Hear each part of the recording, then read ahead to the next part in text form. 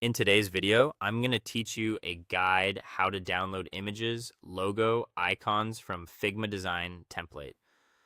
Whether you're grabbing a single photo, a brand logo, or tiny interface icons, the process is the same and only takes a moment. Start by opening your design in Figma, either in the desktop app or your browser. Make sure you have access to the file. If you're in view only, you can still export assets that the owner has allowed, but having edit access makes selection easier.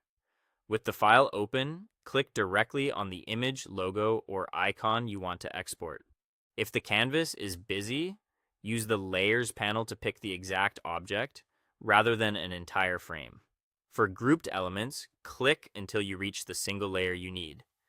You can also hold Shift to select multiple items if you plan to export them at the same time. A quick tip: rename the layer to control the export file name and keep your downloads organized. Look to the right-hand sidebar and make sure you're in the Design tab. Scroll to the Export section. If you don't see an export setting yet, click the plus icon to add one.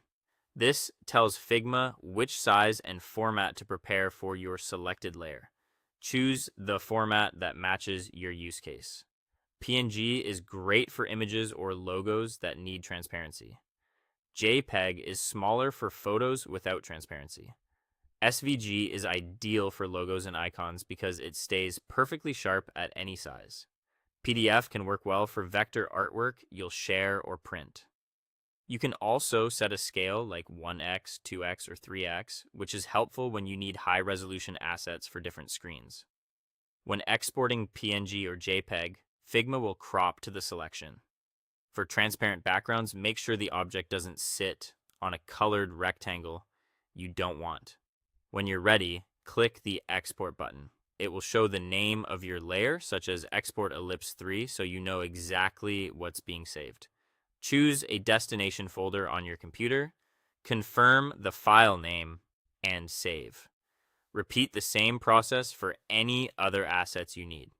After downloading, open the file quickly to confirm the quality and transparency look right, and adjust the format or scale if needed before re-exporting. That's all for today. Thank you for watching, and I'll see you guys in the next one.